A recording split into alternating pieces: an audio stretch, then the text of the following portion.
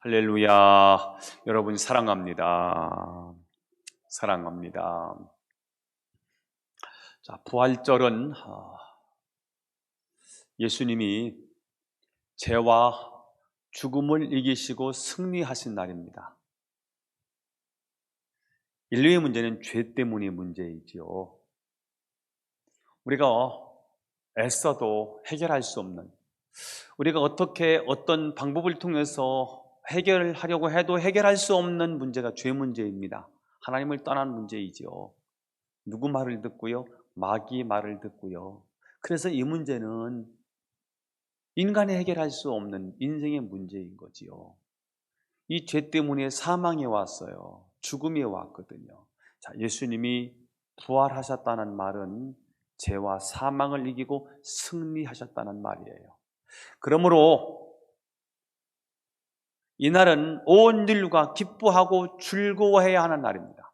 자, 그런데 가장 처음 부활절을 맞이한 제자들은 그렇지 못했습니다. 당시 유대 지도자들은 예수님의 제자들까지도 잡아 죽이려고 했기 때문에 죽음의 공포가 예루살렘에 무섭게 몰아쳤습니다. 19절을 읽어볼까요? 시작. 이날 곧 안식구 첫날 저녁 때에 제자들이 유대인을 두려워하여 모인 곳에 문들을 닫았더니 예수께서 오사 가운데 서서 이르시되 너희에게 평강이 있을지어다. 자, 이 살벌한 상황 속에서 제자들은 예수님의 부활 소식을 간간히 들었습니다. 새벽 일입니다. 여러 여자들이 예수님의 부활을 목격했다는 겁니다. 특별히 막달라 마리아는 예수님의 음성을 들었다는 것입니다. 제자들에게 이야기해 주고요. 베드로와 요한은 예수님의 무덤가에 가서 예수님이 시체가 사라지고 빈 무덤을 확인했다고 말합니다. 그래서 제자들은 이 살벌한 분위기 속에서 몰래 한 사람씩 마가의 집에 모여들기 시작했습니다. 이제 올 사람이 다 왔다는 사실을 확인한 후에는 문을 꼭꼭 걸어 잠갔습니다. 오늘 19절에 보니까 문들을 닫았다라는 표현, 문들을 닫았더니 복수형을 쓴 걸 보니까 대문만 닫은 게 아니고요, 열려있는 모든 창문도 닫고 문이란 문은 다 잠궜다는 말입니다. 그만큼 두려움과 공포에 떨고 있었습니다. 이것이 예수님이 부활하신 저녁, 예수님이 부활하신 안식구 첫날 저녁에 제자들이 모인 모임의 분위기였습니다. 이렇게 두려움과 공포에 떨고 있을 때 부활하신 주님이 그들에게 오셨습니다. 문을 두드린 게 아니에요. 제자들이 문을 열어준 게 아니에요. 예수님이 문을 부시고 들어온 것도 아닙니다. 다시 사신 예수님이 시간과 공간을 초월하시는 부활체로서 그들 가운데 오셨습니다. 오셔서 너희에게 평강이 있을지어다 라고 말씀하셨습니다. 예수님은 두려움에 떨고 있는 제자들에게 먼저 평강을 선포하셨습니다. 두려웠어요. 무서웠어요.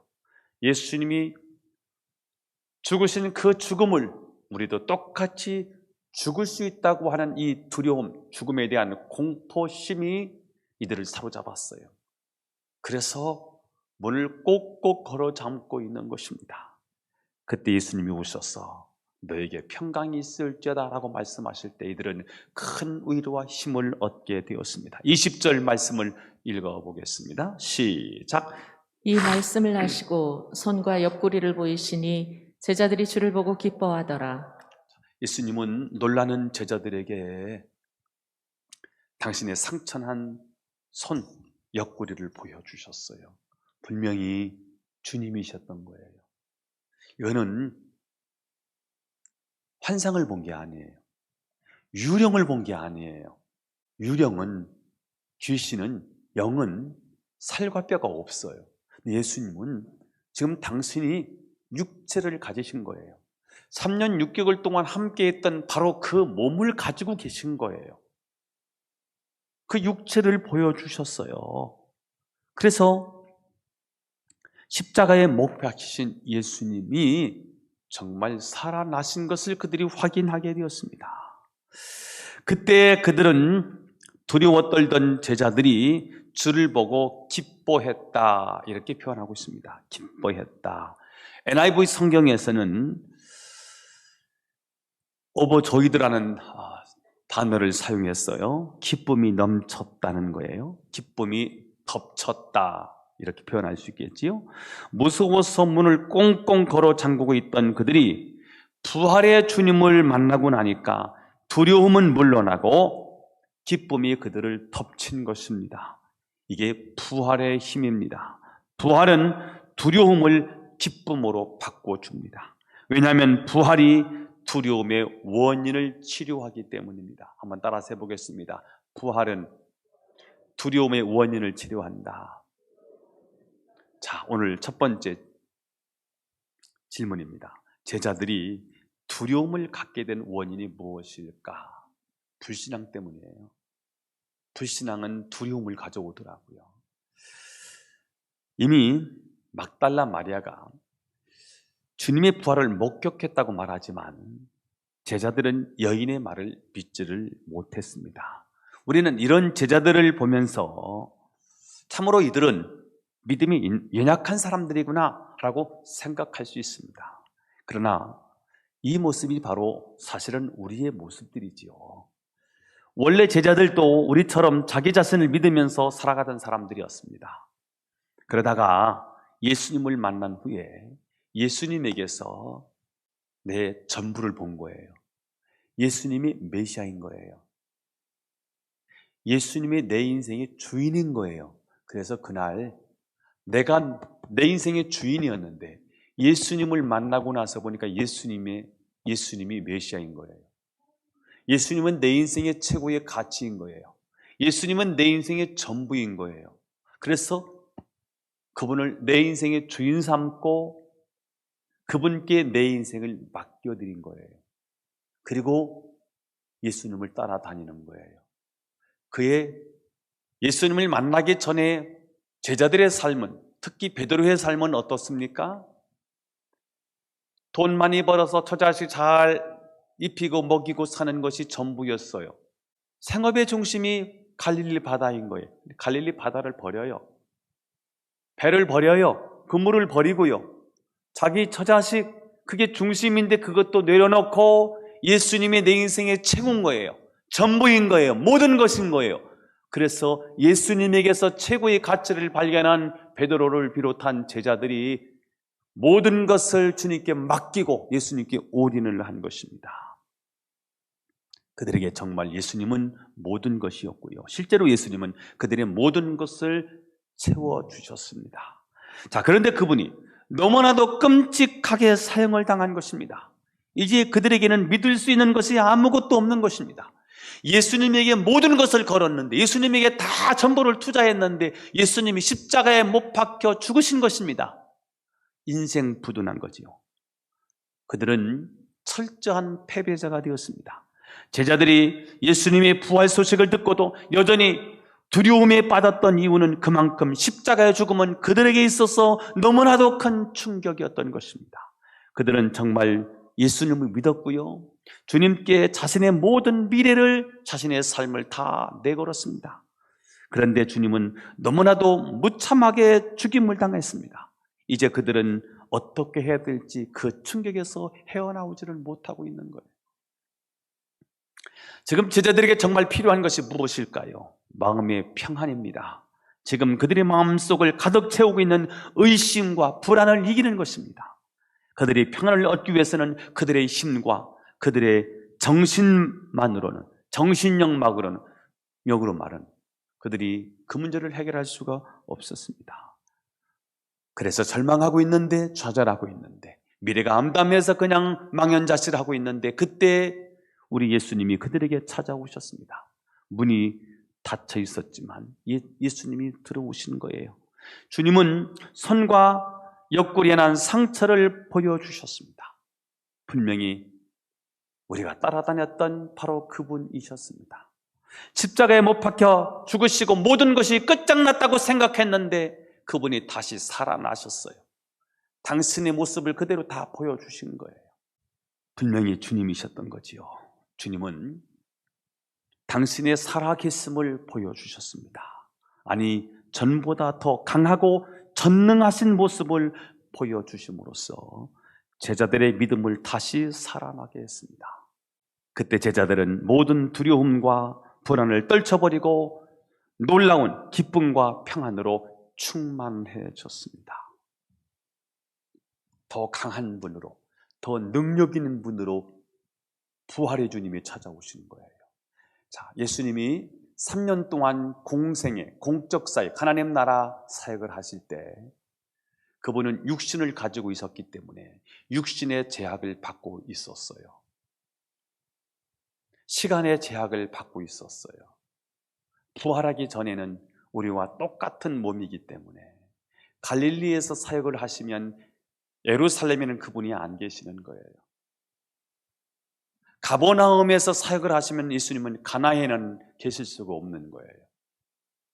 육신을 가졌기 때문이에요. 그러나 십자가에 못 박혀 죽으시고 다시 부활하신 모습으로 오실 때는 더 강한 분으로, 더 능력 있는 분으로, 어떤 것도 제한받지 않는, 물질도 제한받지 않고 시간도 장소도 제한받지 않는 부활체로 신령한 몸으로 몸 안에 있는데 통과할 수 있는, 문을 닫았는데도 들어오실 수 있는 그런 육체를 가지신 예수님이 절망과 좌절에 빠져있는 그들의 삶 속에 오신 것입니다.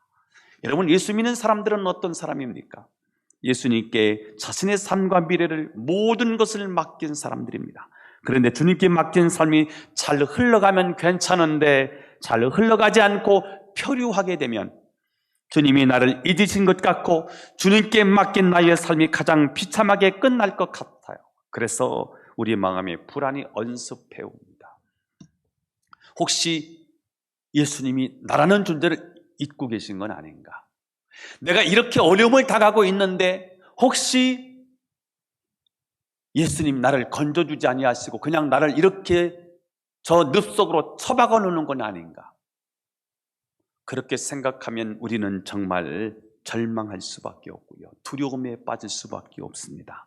그럴 때는 다른 사람의 말이 잘 들어오지도 않아요. 예수님이 부활하셨다는데 그런 말이 들어오지 않아요.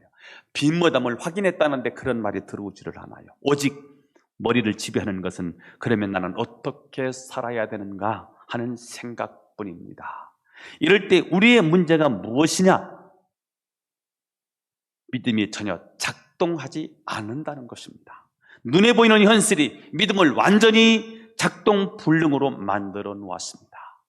주님을 믿는 것은 후회가 되기도 하고 주님께 내 인생을 맡긴 것이 꼭 실수인 것만 같고요.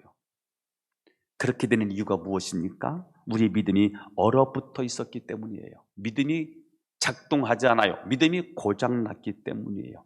그때 주님이 우리 삶 속에 오셔서 주님의 살아계심과 전지전능하심을 깨닫게 하심으로 우리로 하여금 다시 힘차게 주님을 의지하게 합니다. 이것이 우리가 평안을 되찾을 수 있는 길이지요. 그래서 여러분, 우리가 무슨 일을 하다가 어떤 어려운 일을 만나게 되면 우리는 그 문제 때문에 그 어려움에 빠지고요. 절망에 사로잡혀서 그냥 허우적거릴 때가 많이 있거든요. 그때 부활의 주님을 다시 찾게 되기를 축복합니다. 부활의 주님은 더 강한 분으로, 더 능력 있는 분으로 우리에게 다가오시더라고요. 성경을 읽으면서 그분을 묵상하는 거지요. 그분이 부활하셨구나. 그분이 살아계시는구나. 그분이 우리와 함께 하시는구나. 그 믿음을 가지고 어려움을 극복할 수 있기를 축복합니다. 자, 우리가 이처럼 낙심해하고 불안해하는 이유는 주님을 의지한 믿음이 흔들리기 때문이에요. 자, 오늘날 우리는 주님이 살아계실 뿐만 아니라 너무나도 강한 분이시라는 사실을 저는 여러분이 믿게 되기를 바랍니다. 자, 주님이 나타나신 모습을 한번 생각해 보십시오. 주님은 문이 잠겨 있는데도 들어오셨습니다. 예수님은 어떤 것에도 매이지 않는다는 거예요. 옛날에는 매였거든요. 십자가에 못 박혀 죽기까지는 예수님이 매여 있었어요. 더 이상은 시간이나 공간에 그분이 매여 있지를 않습니다. 자, 더 놀라운 사실은 그분의 얼굴에 나타나는 승리의 기쁨입니다. 십자가를 지기 전까지만 해도 예수님은 십자가에 대한 굉장한 부담이 있으셨습니다. 그래서 어떤 일이 있으면 꼭 예수님이 죽음 얘기를 하시고요, 십자가에 못 박혀 죽을 것을 계속해서 반복적으로 말씀하시거든요. 그래서 예수님의 얼굴에는 늘 긴장이 있는 거예요. 십자가는 굉장히 두려움의 대상이에요.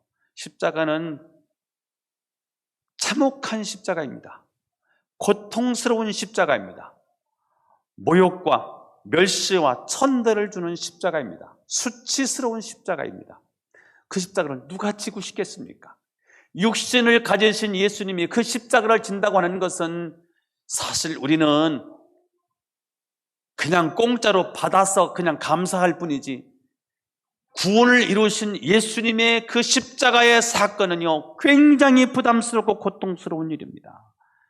자, 그런데 이제는 더 이상 예수님은 아무 것에도 매이지 않는 분이 되셨습니다. 그의 얼굴은 이제 정복자의 얼굴입니다.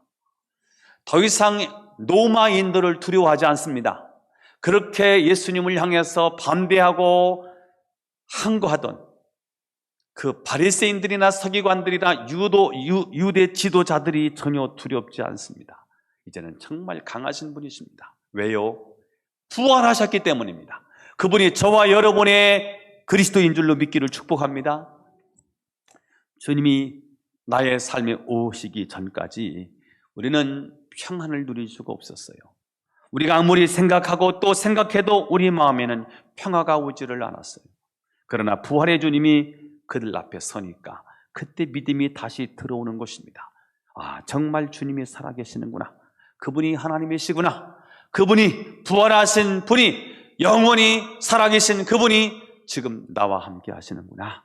이게 믿어지는 거예요. 그러니 세상 환경이, 여건이 뭐가 두렵겠습니까? 진짜 평안이 여기에서 오는 것입니다. 그래서 부활은 세상을 이기는, 두려움을 이기는, 불신앙을 이기는, 그래서 기쁨을 가져오는 힘이 될 줄로 믿습니다. 이게 부활인 거예요. 제자들이 이 부활을 체험한 거예요. 자, 정리해봐요. 예수님이 십자가에 못 박혀 죽으실 때 제자들은 다 뿔뿔이 흩어졌어요. 죽음이 두려웠기 때문이에요. 아, 예수님이 부활하셨다는 소식이 들려요? 제자들이 마가의 집에 몰려들기 시작해요. 여전히 그들은 두려움이었어요. 공포가 그들을 사로잡고 있었어요. 문을 꼭꼭 걸어 잠갔어요. 두려워 떨고 있는 그들에게 우리 주님이, 부활하신 주님이 오셨네요. 문을 열어준 게 아닌데요, 예수님이 오셨어요. 평강이 너에게 있을지어다. 주님의 음성 듣고요, 이들이 기쁨이 밀려오는데 기쁨이 덮쳐와요. 왜냐하면 부활하신 예수님은 더 강한 그리스도였던 거예요. 옛날 3년 6개월 동안 우리와 함께 했던 그 예수님보다 더 강한, 더 능력이 있는, 무엇으로도 제한받지 않는 그런 모습으로 오신 거예요. 아, 이분이 부활하셨구나. 부활은 이런 능력이구나. 그때 그들은요, 기쁨이, 두려움이 사라지고 기쁨이 그들에게 몰려오는 거예요. 이 기쁨을 안겨준 소식이 바로 부활 소식이고요. 부활의 주님을 만나면 두려움은 사라지고 기쁨이 덮쳐오는 줄로 믿습니다. 자, 그러면 오늘 두 번째 얘기를 하려고 합니다. 우리가 주님의 부활을 통해서 두려움을 넘어서서 기쁨을 소유하면 어떻게 되는가? 세 가지 이야기를 간단하게 얘기를 해보려고 해요. 첫째는요,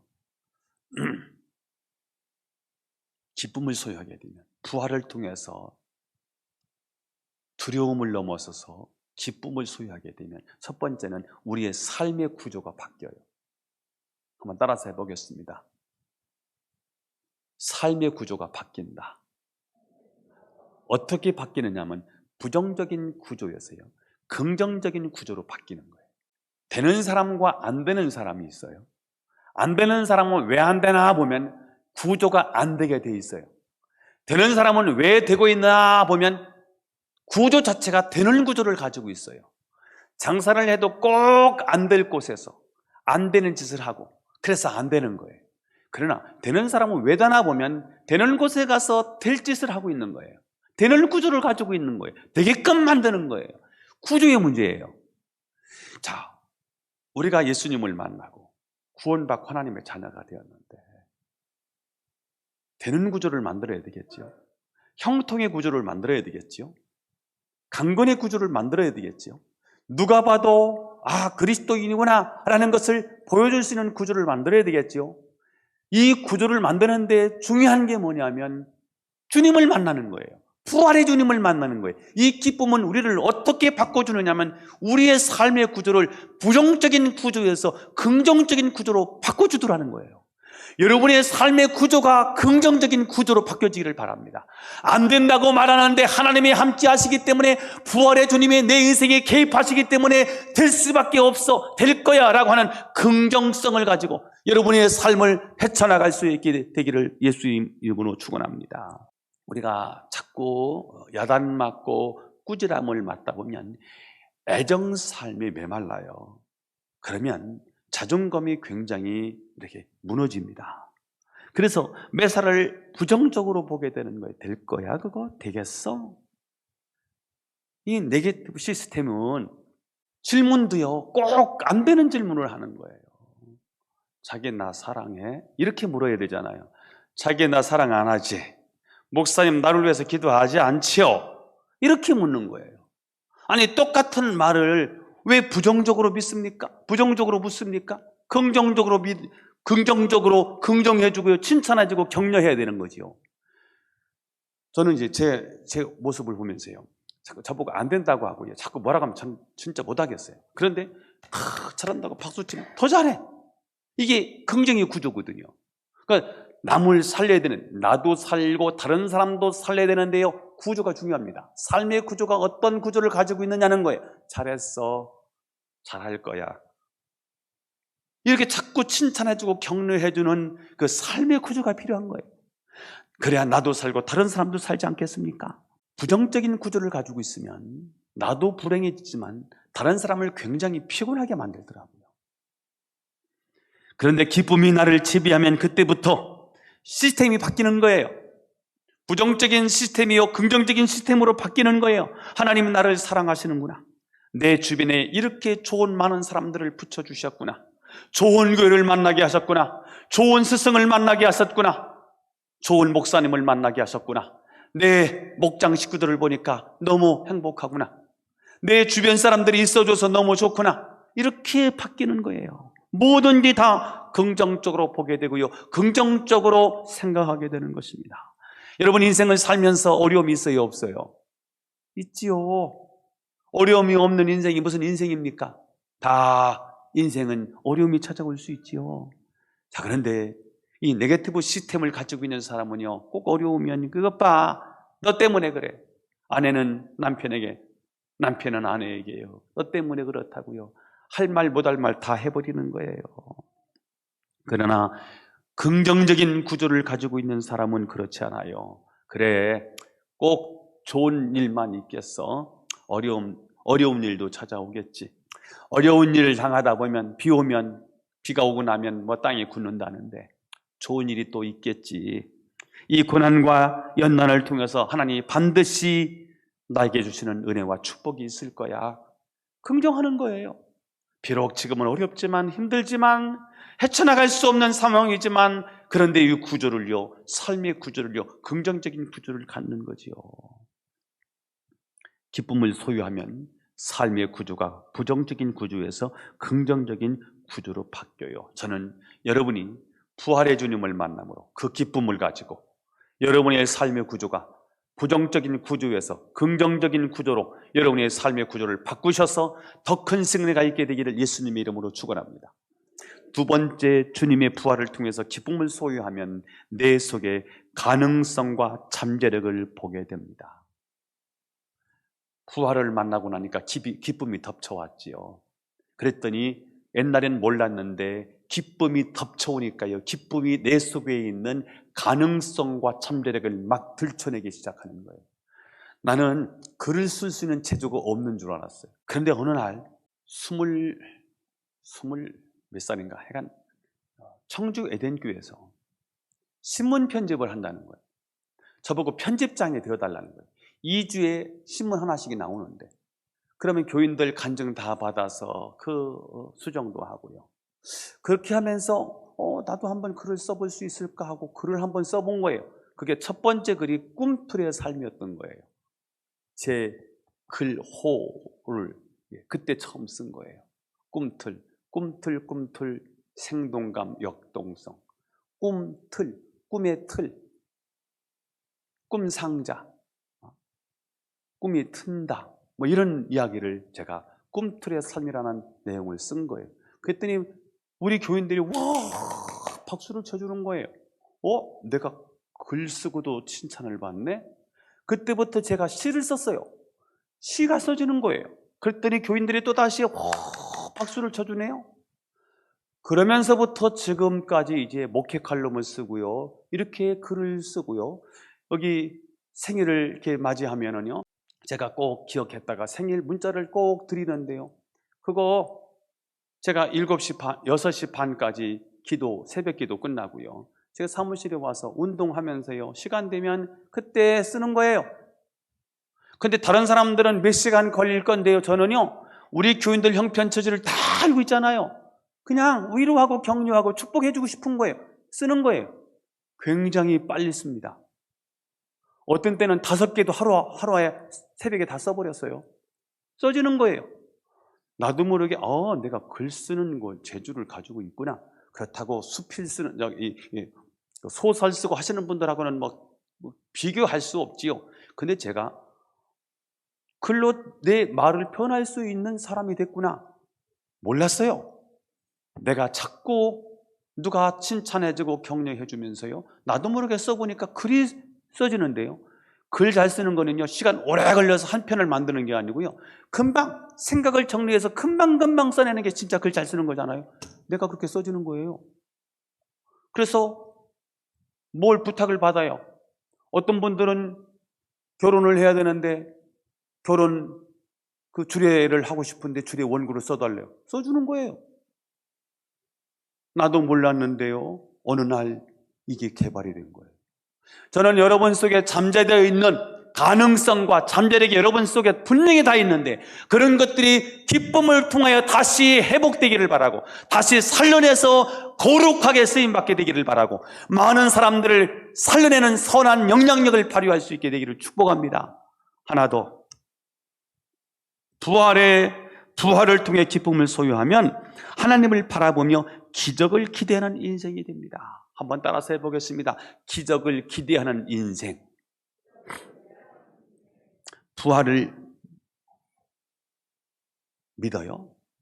부활의 주님을 만났어요. 그랬더니 기쁨이 오버조이드, 기쁨이 덮쳐왔어요. 그랬더니 부정적인 시스템이 긍정적인 시스템으로 바뀌어지네요. 그러면서 내 안에 있는 가능성과 잠재력이 보여지기 시작하네요. 그것을 사용하고 개발했더니 더 위대하게 되네요.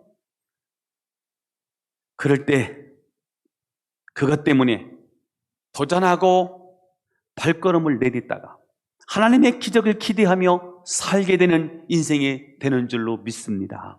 자, 인천에 한 10만 명 모이는 교회가 있어요. 주한교회인데요. 이 주한교회가 처음부터 이렇게 모여진 게 아니고 그 교회를 개척한 분이 나겸일 목사님이래요. 그분이 지금은 원로가 되셨어요.